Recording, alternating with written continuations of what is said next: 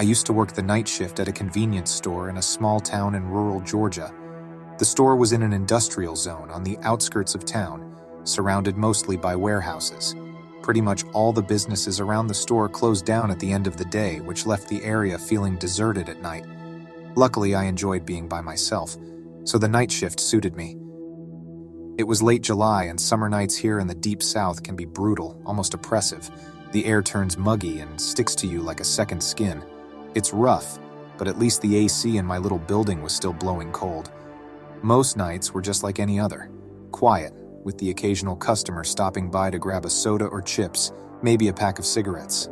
The night shift was uneventful, which was fine by me. It was a routine that had become second nature. One night, I noticed a car slowly cruising by. It was a dark blue sedan with tinted windows, so dark you couldn't see inside. It was a bit out of the ordinary, but I didn't think much of it at the time. Maybe it was a lost tourist or something. But the car kept passing by throughout the evening, each time driving at a snail's pace. I wasn't able to make out the driver, or if there was anyone else in the car. It made me feel a little uncomfortable, but I brushed it off as bored teenagers with nothing better to do. It was around 10:50 p.m., and I was getting ready to close the store. I was running through my end-of-shift checklist when I caught sight of something that sent a chill up my spine. Two figures wearing ski masks were approaching the store. My heart pounded in my chest like a drum, every beat echoing the realization that this was no ordinary night. Before I could even process what was happening, my instincts kicked in. I rushed to the front door, locking it as fast as I could, watching as the figures closed in on me. I retreated behind the counter, my mind racing. I remembered the small pistol my dad had given me as a gift a few years ago, which I kept on a shelf under the register. I never thought I'd need it, but at that moment I was thankful my dad insisted I kept it at the store. I grabbed the gun, and the cold metal against my sweaty palms made the situation feel unnervingly real and dangerous. I then dialed 911, desperately trying to keep my voice steady as I relayed my situation to the operator. I poked my head up over the counter and could see the men trying to open the door but not having much luck. Their frustration was obvious. A moment later, they started pounding on the glass door with their fists, apparently trying to break through. The noise was shockingly loud, almost overwhelming. Their voices were muffled, but one was clearly shouting for me to open up. He had a dominant voice that was demanding, threatening. I gripped the gun with both hands, attempting to come to terms with the possibility that I might need to use it. I'd shot at tin cans with my dad before, but this was something else entirely.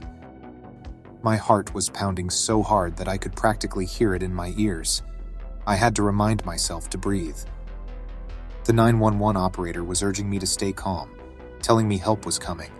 "Just keep the door locked," she instructed. "The police are only a few minutes away." I responded in a low voice and held onto the phone and my gun with a tight grip. Every bang on the door sent a fresh wave of fear coursing through me. I kept thinking that any moment the glass would shatter and they'd come pouring in. The shouts grew more desperate, more frustrated. It couldn't have lasted for more than 30 seconds, but it felt like an eternity. Then, as suddenly as they'd arrived, they left.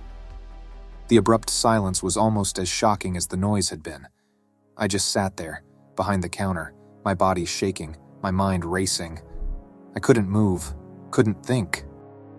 I realized that the operator was still speaking, her voice a reassurance amid the chaos. I told her I was all right and the robbers had left.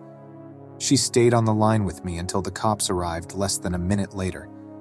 The red and blue of their lights splashed across the store, throwing flickering shadows around the empty parking lot.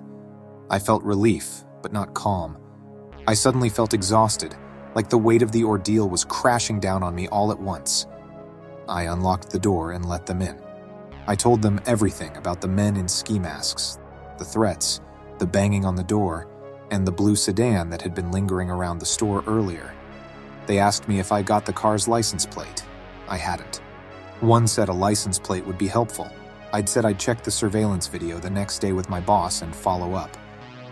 At that point, there wasn't anything else I could do, so I went home and tried to get some sleep. It was hard to relax, but I eventually managed to pass out around 2 in the morning. The following day, my boss and I reviewed the store's security video.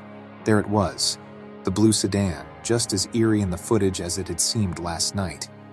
I squinted, getting nearer to the monitor, but I couldn't make out the license plate number. It was frustrating.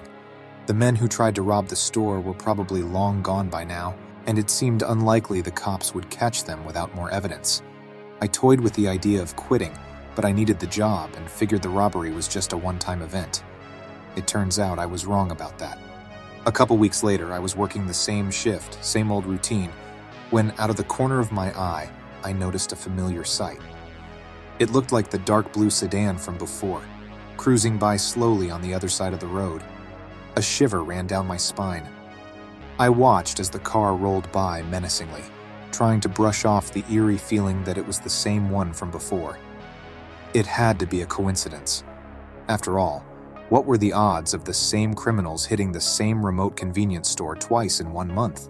That would be idiotic, even by the low standards of small-town criminals. The car slowly rounded a corner and disappeared behind a warehouse. I was sure it was nothing, but I still decided to call the police. They said they'd send a car to patrol the area. About 5 minutes passed, and I saw a police car drive by at a leisurely pace before turning into the nearby industrial park. A wave of relief washed over me, and I decided to put my worries aside. A couple hours later, around 10:30, I was behind a rack, restocking chips, when I glanced up at the front door. My stomach turned. There they were, the same 2 guys from before, wearing ski masks, heading straight for the store. I couldn't believe it. I had let my guard down for 2 minutes, and now I was about to get robbed again. I was near the rear of the store and knew I wouldn't be able to lock the front door before they got to it. They were less than 10 feet away and were advancing quickly.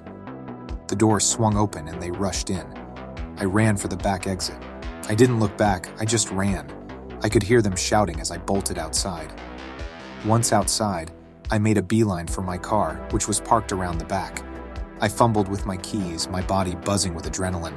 The moment I was in the car, I slammed my foot on the accelerator and peeled out of the parking lot. As I drove away, I realized I'd left the gun behind. It was still tucked away under the counter. I cursed under my breath, but it was too late to do anything about it now. I sped a few miles into the heart of town, and once I was sure they hadn't followed me, I pulled over and called 911. My voice was shaky as I described the situation to the operator. While waiting for the police, my eyes were glued to the rearview mirror. I was half expecting to spot the blue sedan, but all that met my sight was the lone road, barely lit by the sparse streetlights. The police arrived a few moments later, and I told them what happened. An officer stayed by my side as I finished up while his partner headed off to join the others at the convenience store. I sat on the curb, my heart still pounding. The flashing red and blue lights were the only signs of activity in the otherwise still night. My mind struggled to make sense of it all. I had been robbed twice in just 2 weeks, here in this normally tranquil, safe town. Things like this weren't supposed to happen here. I had trouble sleeping that night. The events of the robberies kept echoing in my mind. I found myself thinking about all the what-ifs. What if I had reacted just a few seconds faster?